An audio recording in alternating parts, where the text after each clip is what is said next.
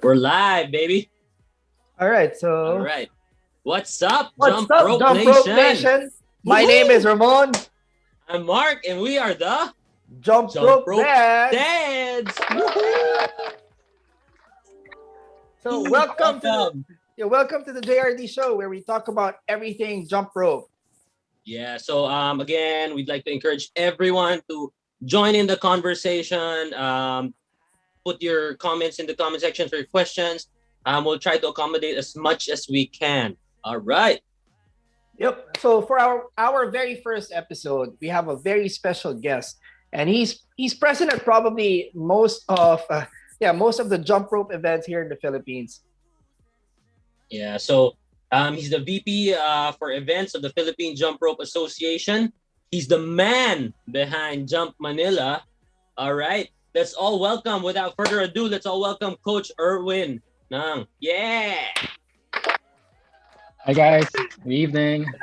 Coach Erwin, good Hey. evening, and welcome to the JRD Show. And thank you again, Yeah. once again, for accepting our invitation. Yes. Thanks Ramon and Mark for having me as your guest.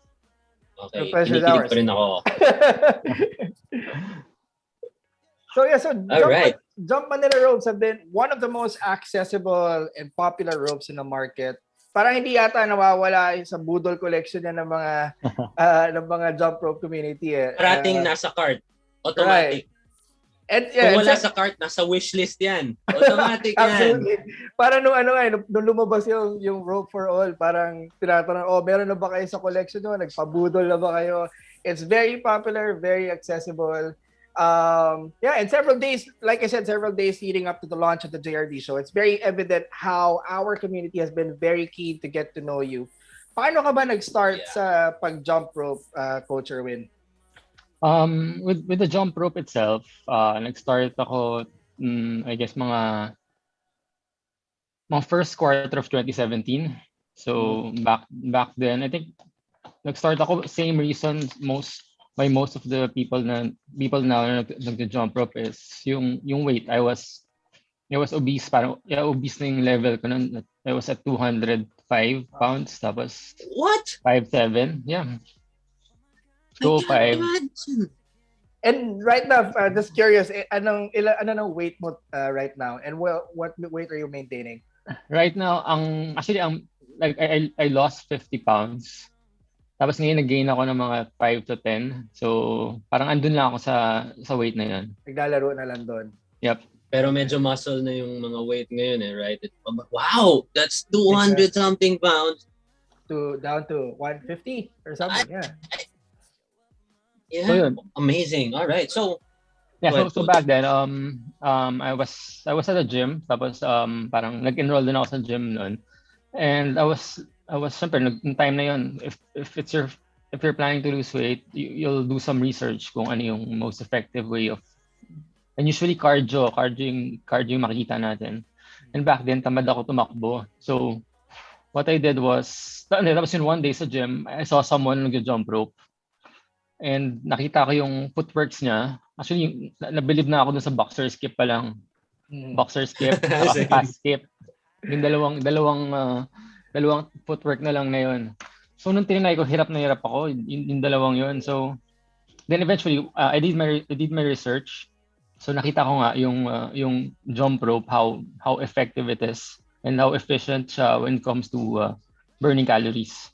So that's how it started. Tapos after nun, yun, nag-practice na ako. Then I saw yung mga different tricks that you can do with the jump rope. So yun, nagtuloy-tuloy na siya. Okay. How did you learn? Nice. Just curious, how did you learn? Kasi now, right. What was the ecosystem before first, right? So what was it like? Kasi now, when you look at it, ang dami na, everyone's into jumping rope, mga artistas into jumping rope. I just saw a story kanina, sino to? Asawa ni Solen. Nag-jump rope na din. Di ba? Daddy din yun, bro. So, di ba? So, what was the ecosystem like and how did you learn? Kasi now it's so accessible. There are so many groups having tutorials. But before, what was it like? Actually, ako, boxer skip, it took me, yun yung first trick na inaral ko that parang umabot ako ng at least 2 weeks. bago nakuha yung trick na yun, na boxer skip lang. That's the first trick that I learned. Tapos sumunod na yung fast skip. YouTube lang, nung time na yun, I saw kahit sa YouTube, iba yung, kahit nakikita ko sa YouTube, parang hindi ko siya agad din makuha. Iba pa rin talaga pag actual na may nagtuturo sa'yo. So yun, I practice, parang eventually, parang one day, nagawa ko na lang siya. Then back then yung jump rope, yung question mo, Mark, is yung ecosystem ng jump rope. Back then parang warm up lang siya. It's parang extra lang siya sa, usually parang additional lang siya sa workout. Gym, no? Yeah, sa workout sa gym. Yeah. Wala pa talagang masyadong nagtitricks. I mean, here in the country, kasi sa ibang bansa, it's been a sport na siya ever since na may mga nagtitricks. Pero here sa atin, ano lang talaga, what you see yung mga tao ginagawa ng tao are basic jump, some footwork, some crisscross, and a few double unders. Yun lang. That was it. When I started. That's true. Ngayon, may mga mic release na. I can imagine the first time I saw that was like, whoa, you can do that? Ako kasi before I wanted to learn how to jump rope, wala pa talagang tutorials. Talaga hindi ako natuto kasi hindi ko alam kung paano i-execute ng tama. So it was interesting to learn na back then meron na rin palang tutorials mga 2017. Pero yung mga dito sa community ng Philippine community, what was it like?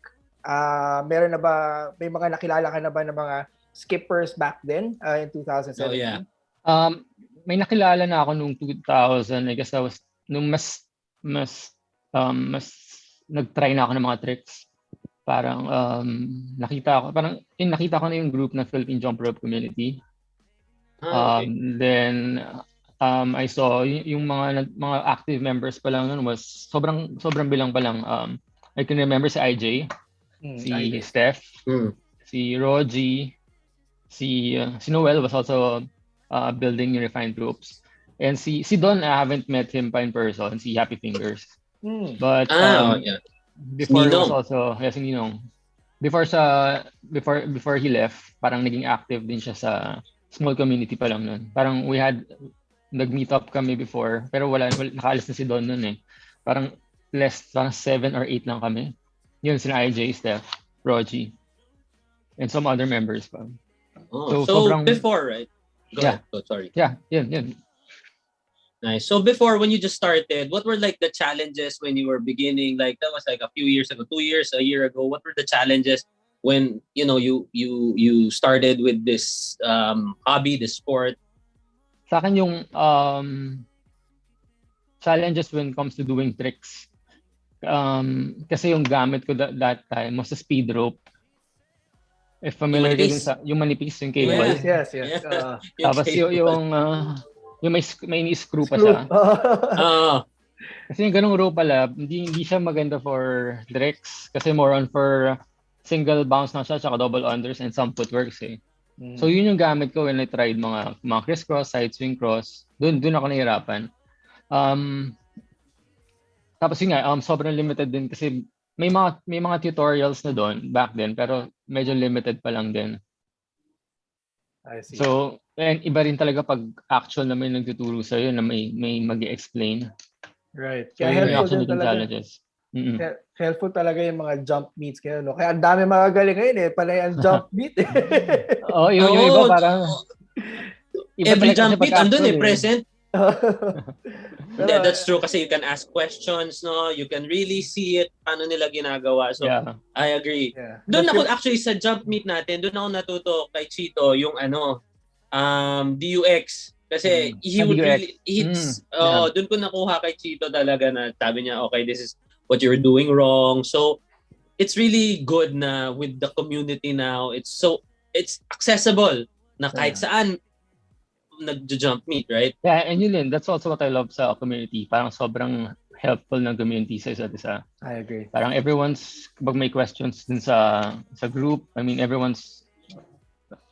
makita kang definitely na sasagot na tutulong sa'yo. Yeah. Right. Sobrang supportive. No, I agree. Even in competitions or challenges, nakakatuwa kasi magkakalaban sila sa challenges, but then they're also pero maghihilahan, right? Supportive of each other. Ang galing mo, ang galing mo, bro. Pero magkalaban sila sa challenge. Parang imo-motivate ka pa niya, pero kalaban tayo, di ba? But it's nice. It's nice. It's really nice. That's what the best thing about the community.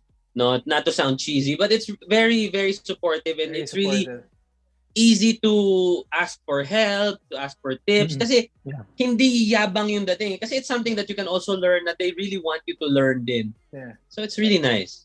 And for us, when we were beginners then, we were learning from others, and we want to pass that also on to new jumpers as well. Parang paying it forward as well. Pay forward, yeah. At saka hindi naubusan ng new jumpers, no? There's always someone who's learning, someone who wants to get into this.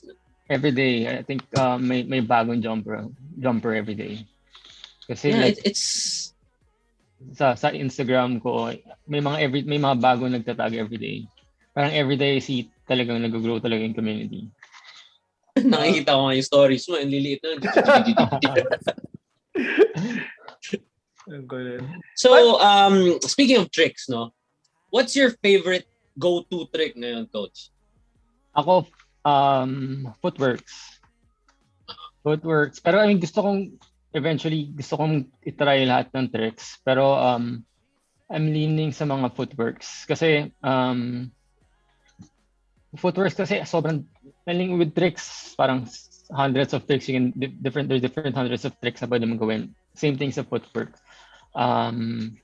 Parang pwede kasing sumayaw with the footwork. Yun kasi yung masaya.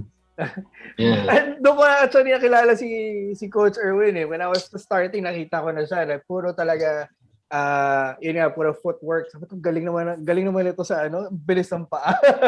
Oo. Yeah. That's something that's I think it's evolving rin, no? The jump the sport is evolving na from before puro tricks, siguro last year puro mic yung mga nakikita mo. Ngayon, it's jump dance naman ngayon na people are incorporating footwork na. So it keeps evolving na it's just so awesome to really see how big jump roping is now, right?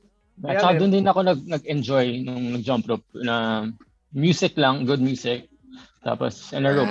Tapos yun. I mean freestyle na, tapos mga footworks. Parang nasasabayan mo yung beat. Oo, parang ang hirap mag-jump, no, na walang music. Parang tapos ang bagal ng oras. But when there's music, tuloy-tuloy ka eh. Parang ayaw mo na mag-stop. Right. Nakakalimutan mo na yung oras kasi ang sarap talaga sabayan yung beat. And you can't stop until you figure out the tricks. Hanggang makuha mo yung mga tricks and sequences that you wanted to nail, right? What about yung mga ropes before? How accessible were jump ropes before? During when you were starting out? Actually, marami na rin, may mga jump ropes na rin before. Shopee, Lazada. Meron na rin sa mall. So, yun. I mean, what I can siguro and usually yun lang din yung mga nabibili kong ropes before. So, I've tried nga. Nag-start ako pala with Amazon. So sa States, parang hinanap ko yung kung ano yung mga top-selling ropes. Tapos puro speed rope yung mga na-recommend nila. Oh, yeah.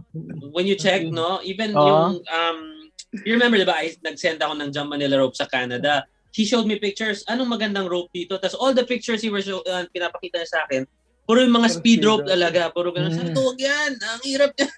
Nabudol din ako dun eh. Una ko jump rope, speed rope. Puro ganun yung nabili ko before. Parang 3-4 na iba-ibang brand na ganung klase. Tapos eventually... Hindi masaya. Yeah. Sobrang iba. Tapos eventually nag-try ako ng mga PVC type. Then yun, I saw yung difference sa mga tricks. It's easier nga to do with the tricks pag yung regular PVC rope lang. Yeah. Kasi mas may weight na siya, no? Mas yung maganda yung feedback ng rope compared to those cables na para it's really built for speed talaga yung cable. Yeah, and yung design kasi talaga yung kailangan talaga kasi yung design yung parang tagos sa handle. Kasi diba yung mga speed rope yung may mga screw dito. Right. Ganun lang yung ikot. So yun. So I'm also... Go ahead, Mark. Alright, so yun nga. Bato topic. Nagsasabay. Sige, ikaw na. Go. Yun lang. So just kasi we're talking about the tricks. Ano yung favorite besides foot? What was the first trick you learned pala? Yun na. Footworks pa rin talaga. Boxer skip.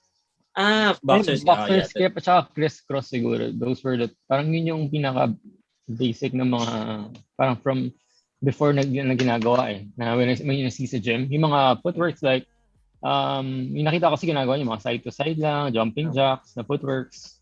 So yun. Yeah. Curious din ako, Coach, how do you come up with these sequences, yung mga footwork sequences mo? Kasi ang galing parang, that's a good question, right? How do you come up with them? Minsan natsatsambahan ko na lang. Or minsan, I'm watching have you seen yung mga shuffle dance? Yeah. Parang yung time natin, trip walk pa yung tawag nun.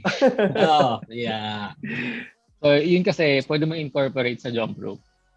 So, nagtingin ako ng mga ganong videos, tapos, tinunay ko siyang ilagay sa music, yung mga steps. Yun, sumasakto naman siya minsan. Nice. Kasi very interesting din yung mga yung mga challenges na ginagawa mo. Although hindi ko pa nasasabayan pero I'll try it next time. Para makasali din naman ako sa mga challenges. May mga tanong ba tayo sa live, bro? Ito, I'm asking I'm asking people to send questions if they want. So, welcome to the show to those who are just joining in. Si Wang. Wang is here. Look. There. So hi guys. Thanks for watching. Maya Andres, good evening. Okay. People. Right. So while waiting for other questions, just a few more questions, Coach. What about Jump Manila? What made you decide to start Jump Manila? I started Jump Manila siguro mga last quarter of 2020. So nag-jump rope na ako from 2017 up to 2020, mga end ng 2020. So siguro passion ko talaga yung jump rope, and parang passion to turn into business, na parang I saw the opportunity na kasi ako parang alam ko yung feeling na when I started learning mga tricks na yung mga side mga make, mga side swing cross, mga iba-ibang tricks, parang alam ko yung feeling na parang after I did the trick, parang na-excite ako. I have parang sinasabi ko palagi na there's a sense of fulfillment, kaya na-addict yung mga tao sa jump rope. Yeah. So parang I knew back then na kapag kailangan ko lang tong may pa-feel sa kanila, na parang I had to show them na you can do more, mas marami ka pang pwedeng gawin with jump rope rather than just use it as a warm-up. Na you can do these tricks na I'm definitely parang sure ako doon na magugustuhan nila. I just have to do something na I just have to build this Jump Manila para to promote talaga jump rope here sa Philippines. Napakita sa kanila the different things you can do with it. Nice. Coach, question ko lang pala. I don't know if I just want to check na when you started before, kunyari nakatambay ka lang, nagpapahinga ka lang, tapos ganun ka ba sa gusto ko lang i-share na kung kaya lang ba yung ganun doon? Normal lang ba yun? Normal ba yun? Yung parang ganun ako habang naglalakad. Ako napapanaginipan ko na nagagawa ko yung trick. Tapos bad trip lang pag-gising mo, hindi mo pala kaya. Hindi mo magawa.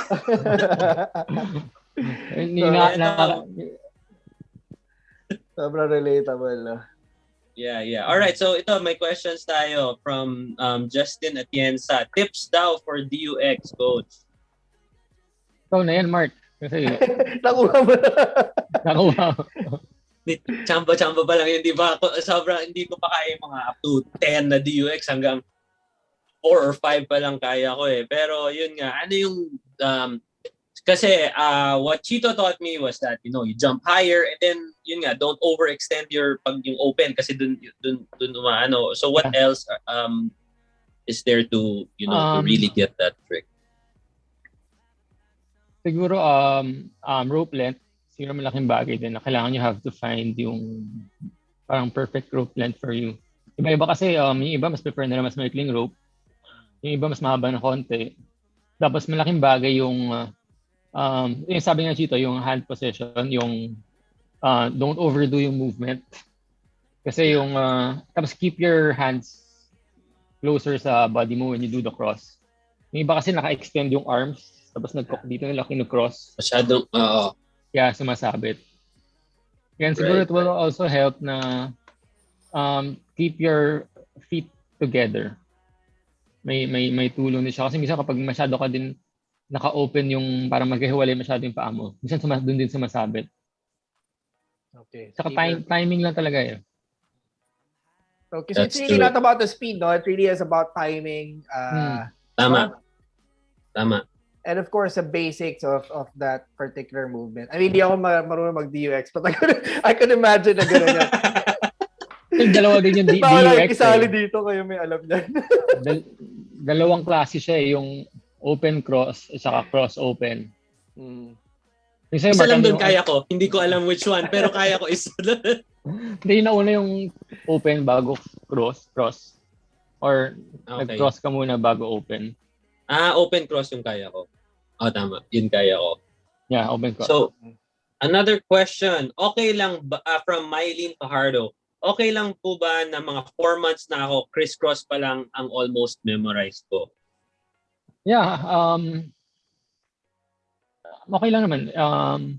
Depende rin kasi sa goal mo. Kung I guess kung okay lang siya, pero if you want to learn more mga tricks, just have to keep practicing. Yeah. And what I always tell as well yung mga beginners na nagtatanong sa amin, meron ba parang hindi ba okay lang ba na ganito? You really have to be your own benchmark for your improvement eh. I mean, it's good to be inspired by others, pero at the end of the day, ikaw pa rin ang magiging basis mo. And you may not realize it na nag-i-improve ka, but if you try to put yourself on video, makikita mo na nasa-strengthen yung legs mo, nag-i-improve ang footwork mo, and then you eventually improve your form. That will also pave the way for more tricks to be figured out as well. Sabi nga ni Ninong, right? Master the basics, right? Master the basics. That's the best tip talaga for jumping rope, right? Is master the basics, the basic jump, the boxer skip, all those things, and then everything will interconnect na eh, no? Right. So ito, si Jason, so thanks kay Coach Erwin, sa kanya ako natuto ng southpaw and footworks. Si Coach yun pala nagturo. So we can really see how the effect of Coach Erwin to the entire community. Absolutely. Like what you said, Ramon, sa footwork siya una mo nakita. Jump Manila is automatically the first rope that you'll find and you will want to buy because it's all over the place, right? It's all over social media. Right. Na ang galing na artista gumagamit, everyone, yun nga, for all talaga siya, which is super awesome. Curious to know, Coach. Been meaning to ask this but I wanted to ask this here because I'm sure a lot of people are also curious about it. Whenever people order jump ropes from you, and then they receive the jump rope, usually may kasama kang freebie, may Colgate, may ang tagal-tagal niya nang gusto itanong yan. Sobrang tagal niya nang gusto itanong yan. Anong story behind it? Hindi, yung mga brands kasi yun naman yung lumalapit eh. Parang sila yung gusto magpa-sampling. I see. So, nakakatuwa kasi very random eh. At one point, Nova chips ang makukuha mo, and then biglang Colgate. Una Nova, tapos C2. Pero nung huli C2. kasi, nung huli kasi yung Nova, pagdating sa kanila, minsan, nagiging cereal na. Right. Yung sobrang na-crush na. Yeah. I see. What brands, if pwede mong ibanggitin, what brands have asked to partner with you para mag-sample? Para sampling, yun, Colgate, Unilever, yung mga Unilever products Domex, Axe, tapos may Rexona. Domex nga, ang galing. Domex actually hindi ko Hanapan nyo ng collection yung Domex sa Jump Rope. Okay na ba? Kaya na bahala doon. Yung panlilinis mo ng sahig after mo mag-jump rope. Yan. Si Ramon, napagalitan na dahil dyan. Hindi na tumatalon sa loob ng bahay. Bawal na sa loob. Si Jason din yata, bawal na rin yata. Si Jason. Nasa labas na si Jason tumalon. Ito, from Maureen De Leon. Coach, ask lang po, what do you prefer? The quality of tricks or the quantity of tricks? And shout out daw sa mga taga Bulacan. Quality or quantity? Definitely quality ng tricks. For me, definitely quality ng tricks. Tapos, quantity, eventually magagawa mo rin naman yung mga tricks eh. It really just, it really just takes some time. You really just have to be consistent. Yun actually yung parang, for me, parang, kaya jump rope is parang the perfect exercise. Kasi, what I'm always saying is hindi mo kailangan maging athlete or magkaroon ng background sa fitness para maging magaling sa jump rope. Parang kailangan mo lang talagang just have to practice lang. I mean, everyone can be good at it. Yun yung kagandahan with jump rope. Tsaka bigla parang preach. Bigla na lang makukuha mo, diba? Parang mapapagulat ka. Bigla na lang si 60 and me. 60 and me, Diba? 60 and me. Lately, I mean, parang pandemic nung di siya nag-start mag-jump rope. I mean, at her age, ang galing ng mga tricks na nagagawa niya eh. Parang 1 year or mag-1 year pa lang siya. Wow. Yeah, so it really depends. So that's one of our questions here also nga na okay lang ba na yun nga ito lang natututo nila, they've been jumping for a while na but hindi pa rin nila nakukuha. So is that okay? So yun nga, like what Coach mentioned earlier, na that's totally fine, right? It's at your own pace naman. And I can totally relate to that question by Mawin or Maureen na the quantity of tricks. Kasi ako, excited din ako nung simula na gusto ko matutunan to, gusto ko matutunan yan. And I learned a lot of tricks. But then, makikita ko sa video, even as I watch it, yung form ko, hindi talaga maganda, nakakatawa talaga. Because I wanted to learn the tricks early in the early stages of my jumping na napabayaan ko yung footwork, napabayaan ko yung form. So I would agree with you, Coach, na talagang quality rin talaga. Another question. Go. Sorry. I mean, sorry. Yun siguro, babalikan mo lang I mean, you can do those tricks, tapos balikan mo lang, i-polish mo lang. Parang pag na-unlock mo siya, siguro, huwag ka lang mag-stop doon. Make sure lang na ma-polish mo. Kasi yung iba, after nila ma-unlock, nag-move na sila sa next trick eh. Right. So yun lang. After mo ma-unlock, polish mo lang. Ayun. Dami natin natutunan Oo nga eh. Ito, Coach, I've been getting this question also a lot. So what, how long was your jump rope workout before and currently, how long do what's your routine like? Before kasi iba I mean hindi rin before pandemic kasi I also join mga races, runs, marathon, Spartan race. So yung training ko wala akong specific na routine. Parang I do mix. So minsan may mga days na I do jump rope, may mga days na I run. Pero ngayon during pandemic, since nung nag-start yung pandemic, since everyone's at home lang, yun, more on jump ropes talaga. Learning mga different tricks, workout. So yun. Was there ever a time when you felt discouraged na parang gusto mo nang tumigil? Have you ever had that? I think nangyari din to some of the community members na parang napagod lang. I think there was a time na medyo napagod lang, nag-stop lang ng konti to jump rope. Hindi naman siya totally nag-stop, parang mas nabawasan. And siguro may partly may fatigue. Pero eventually, hahanap-hanapin din talaga siya ng katawan mo eh. And once na bumalik ka ulit, para may enjoy mo ulit siya automatically agad. Okay. Agree ako dyan. What made you decide to go back? So what was that turning point in your life that made you decide, try ko nga ulit mag-jump rope? Pero di naman din ako talaga nawala ng sobrang tagal. Siguro I was training lang for some races. Kaya mas nag-focus ako sa ibang workout routine. Okay. Ito, may question si Jason, Coach. What is your favorite Jump Manila rope? Sa lahat ng ropes na linabas mo. For all. Yeah. Agree. The best. So, ang ganda lang for all. No? Kaya kung hindi pa kayo bumili lang kayo. Add to cart na yan. Automatic.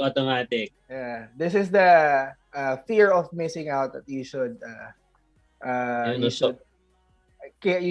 attend to.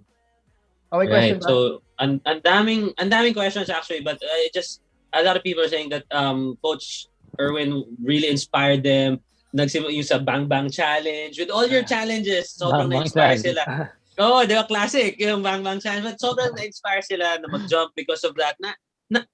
You make it look really easy eh. Yes. No? So, ang dami yan. Thank you for that, for inspiring them daw. Ito, from Angelo Isulat, ano po ginagawa nyo para mawala and maiwasan yung pain sa tuhod? Normal lang ba na isang side lang at ang madalas sumasakit?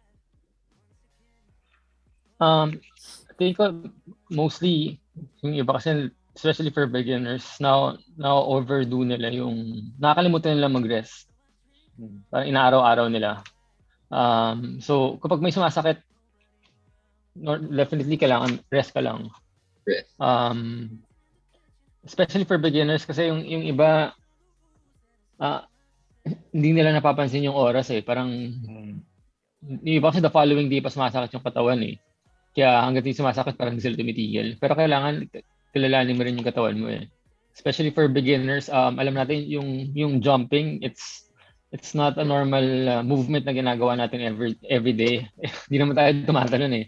So kapag bago ka pa sa jump rope tapos you've been jumping ng ilang minutes, definitely the following day magsusore yan. So I'm guilty of that. Rest.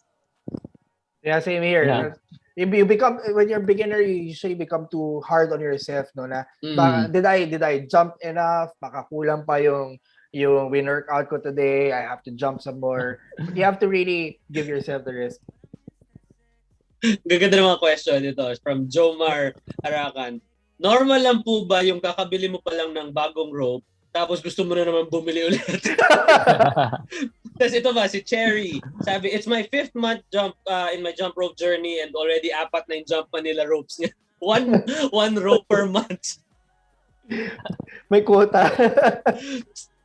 Sobrang nakaka-addict kasi, no? Di ba? Yung you really want, every time you guys release a new rope, parang yung mainggit ka sa lahat ng tao, ba't ang luma na ng handle ko yung sa kanila, bago, ang gaganda. Ba't may bagong kulay? It's just really nice. Ito, what's the difference between beaded and the PVC? There, that's a question from Christine Balajay. Yung PVC kasi, it's mas ginagamit siya more if target mo is speed, yung mga boxer style tricks. Kasi PVC yan yung mostly gamit ng mga boxers eh. Boxers, double unders, and beaded rope, more on yung mga freestyle, yung mga make release, mga actually you can use both naman eh, PVC or beaded. Pero yung beaded lang mas prefer lang ng iba when doing mga freestyle tricks. Like yung mga iba for competition type of tricks na. Kasi yung beaded mas since parang hindi siya mas mabigat eh. Since mas makapal lang kasi siya kaya parang may mas mabagal yung ikot. Mas mabagal yung ikot. So it's also great for beginners yung mga beaded. Okay. Here, I think this would is a good question for all of us, no? Kasi we've all been on the heavy side of things. So, what advice can you give sa mga beginner na plus-sized jumpers? Sige, sa akin, I mean, target ba niya to lose weight or may specific goal ba siya? Kasi ako, ganun din naman ako when I started eh. So, yung iba natatakot sila na hindi pwedeng tumalon pag you're overweight, obese. Pero ako doon ako nag-start eh. I was 50 pounds overweight nung nag-start ako. Siguro, yun nga, since definitely siguro bago ka pa lang, take your time. At least mag-start ka doing at least siguro 30 minutes or less. Tapos at least twice a week na rest. Tapos when you're planning to lose weight naman, wag ka mag-focus on the weight na malulose mo, but focus on kung paano mo ma-maintain tong siguro I think malamang since nag-jump rope na siya, para may change of lifestyle na siya. Siguro mas mag-focus ka on kung paano ka magiging consistent with this type of lifestyle. Tapos eventually makikita mo na lang na nag-lose ka na ng weight. Alright. Kasi Ramon, yung do you iba have more masyadong focus dun sa yung iba kasi masyadong focus dun sa weight loss eh, na parang kailangan I have to lose this amount of weight after 3 months or after 6 months. Or iba after 1 month gusto nila ma-hit na nila yung weight. Yun yung nangyayari dun sa iba, tapos eventually nag-gain nila agad, nababalik nila yung weight kasi tumitigil sila. Kaya for me, yung kailangan talaga gawin is to find something that will work for you, na masusustain mo, that is sustainable, not just for 3 or 6 months, but for years, parang 5 years and up dapat. Okay. It's really good tip, really good advice. May tanong pa from viewers? Hindi tayo matatapos. Okay, sige. Hindi. I wanted to go back to Jump Manila kasi Was there a particular turning point when you had that parang eureka moment na, I'm going to start Jump Manila? Was there ever that eureka moment about it? Siguro nung kasi before I started Jump Manila, or nag-start na ako pero parang tinetest ko pa lang din. I was doing free classes sa BGC. Parang I made gumawa nung IG ng Jump Manila, tapos I'd post videos and I also invite people na nasa area lang. I mean, random people na if you want to, gusto niyo matuto ng tricks, or if you want to learn how to jump rope, ito yung schedule ko sa BGC, punta lang kayo. Tapos doon, doon ko nakita na yung mga tao, especially from yung joy sa kanila when they start learning different tricks, na sobrang natutuwa sila na eventually every week bumabalik sila. Siguro that's when I saw na parang I had to share it to even more people. Nice. So Coach, so yun nga, when you started that out, no, just to bank on that question, when you started that out, how many, more or less, yung first class mo, marami ba agad pumunta or siguro mga 4? Isa lang ata or dalawa lang eh. Dalawa or isa lang. So may some time pa na parang wala rin pumunta. Kasi hindi naman talaga, I mean, ano lang naman siya, anyone can join. Parang ako kasi dun lang din ako palagi nag-workout sa area na yun sa BGC. So anyone who wants to join me, pwede pumunta. Okay. Did you ever was that ever a discouragement for you or hindi naman? Siguro partly kasi if you're gonna think of it before, kung yung before everything na nangyari ngayon, hindi mo maiisip na magki-click ang jump rope eh. Totoo. So naisip ko rin yun yung time na yun.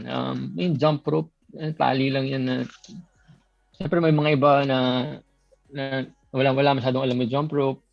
parang nakikita lang nila parang extra equipment na sa gym. Hindi nila na-appreciate. So yun yung mga naiisip ko nung mga time din na yun. Okay. And what was the biggest struggle when you were building the brand for Jump Manila? Ano yung pinakamalaking struggle mo? Yun din siguro kung paano ko convince sila na to try out jump rope. Tapos siguro ang naging struggle din nung nag-start na ako mag-build ng sarili kong products. Tapos nag-pandemic. Kasi back then, yung OG ko yung pinaka-first jump rope that I was selling. Back then kasi overseas ko pa siya in-order. And nung nag-pandemic, yun yung nagkaroon ng siyempre hindi makapagpasok ng orders from outside the country. Kaya that's how I created naman yung rattan handles ko in 2.0. Yung naghanap ako ng local supplier. Tapos sakto yung may nahanap ako na supplier and sakto rin yung material na which is rattan, which is also durable. Parang ginagamit same material sa Arnis. Oh, sobrang tibay. Sobrang tibay nun. Yeah, I like. Tapos iconic na siya masyado no, yung rattan handle na rope. Yeah. Sobrang you say Jump Manila, that's the first rope that would come to mind, yung rattan handle. That's something you don't really see a lot, no? Yung wooden handles.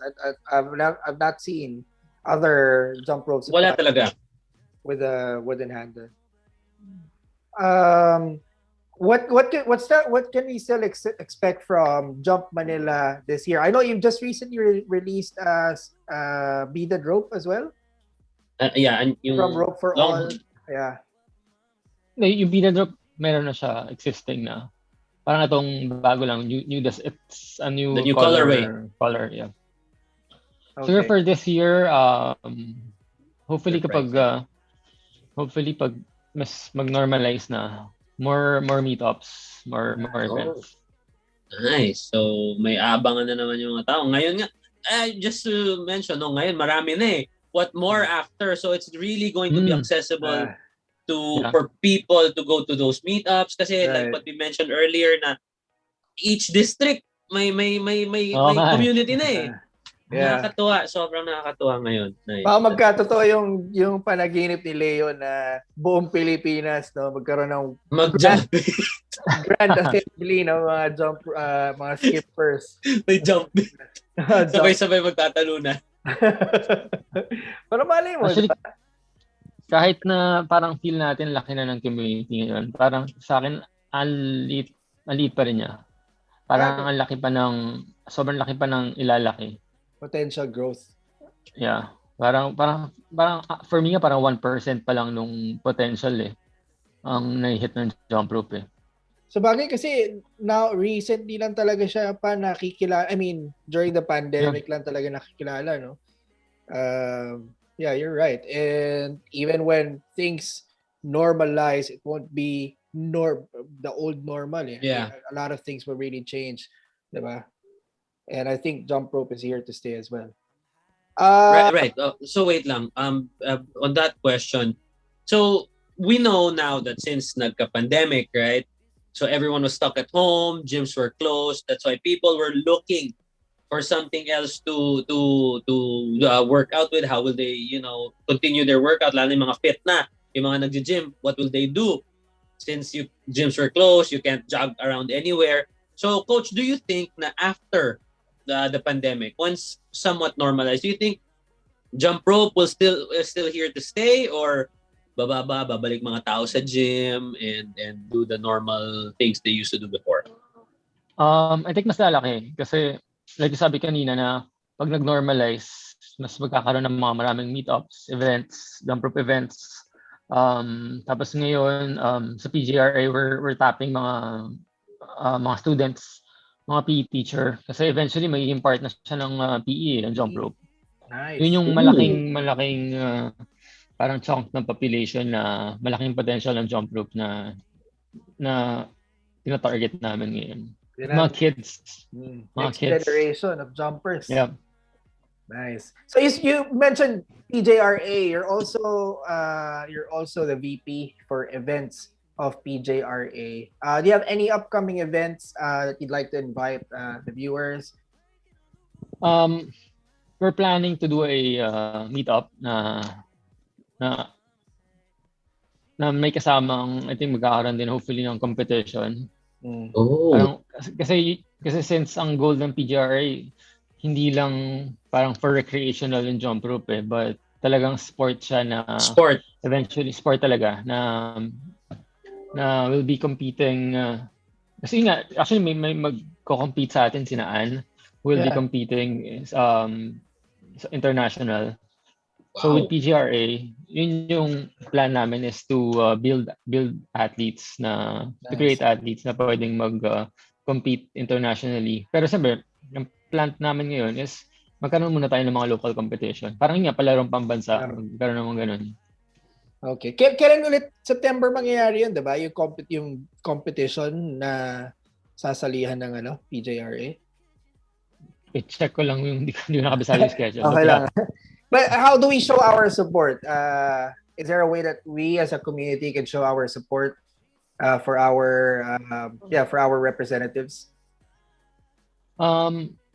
Siguro just message them lang sina Mart, sina Ann, sina JJ.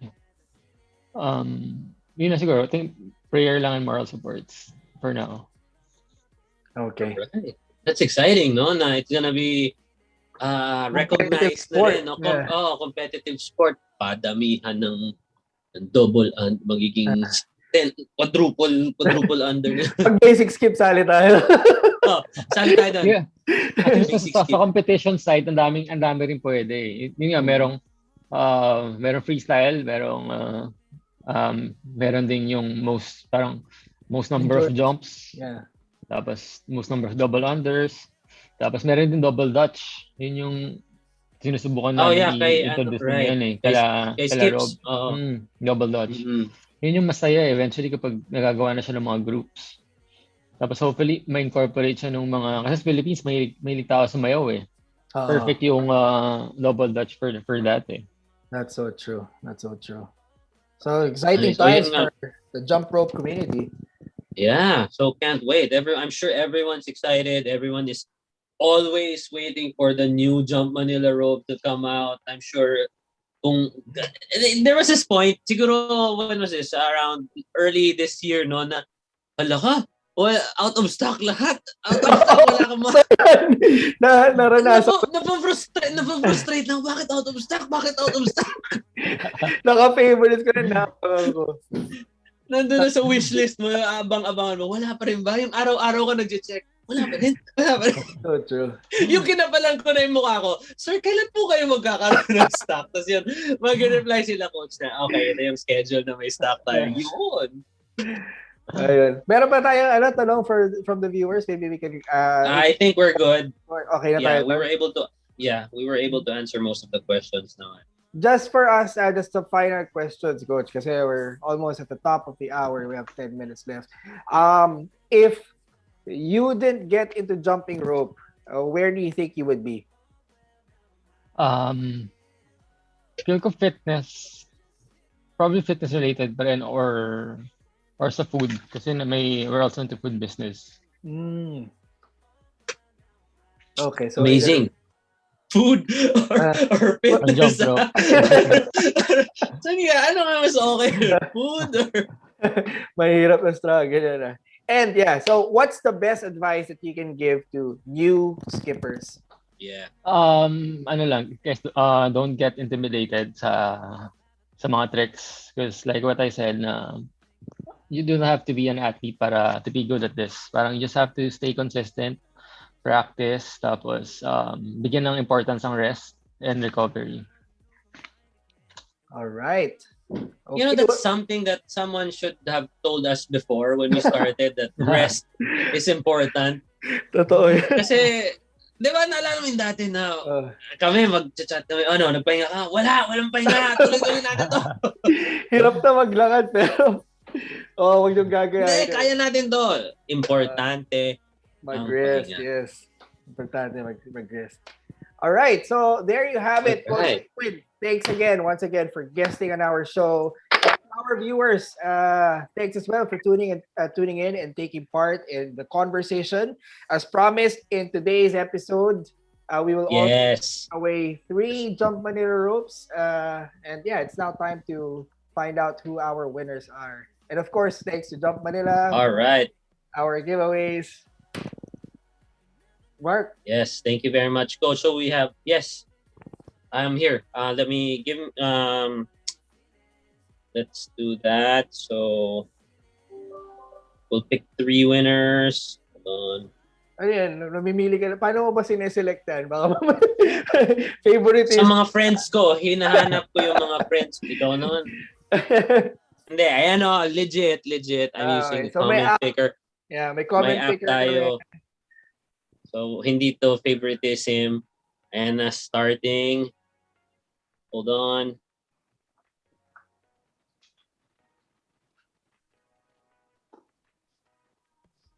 May add pa. Okay.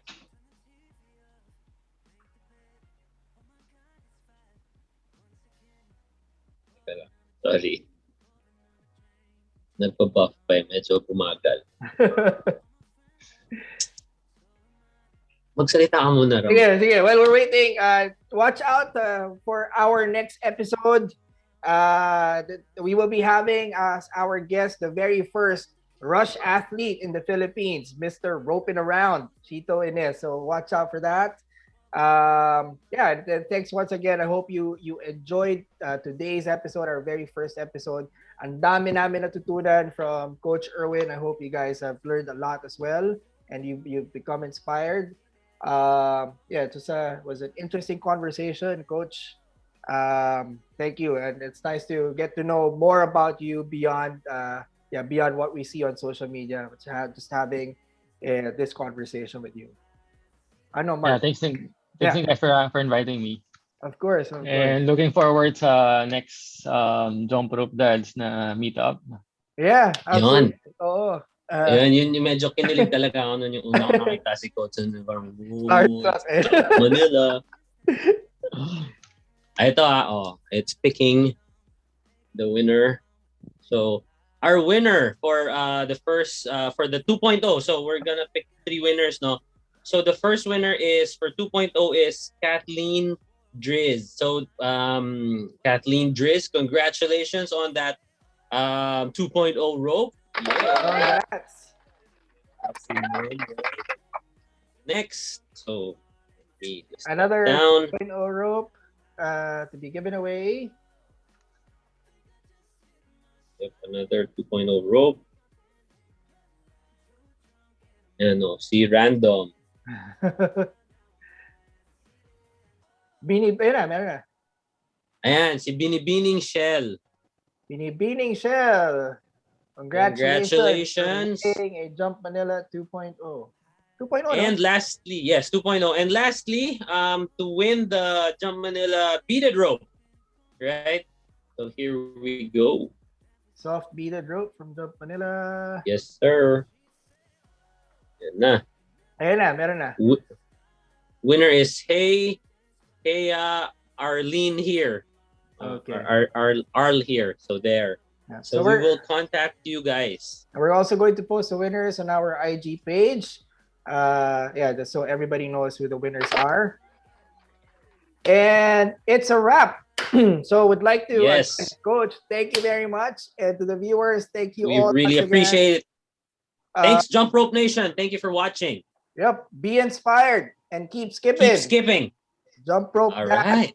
And Jump out. Peace, everybody. Thank you.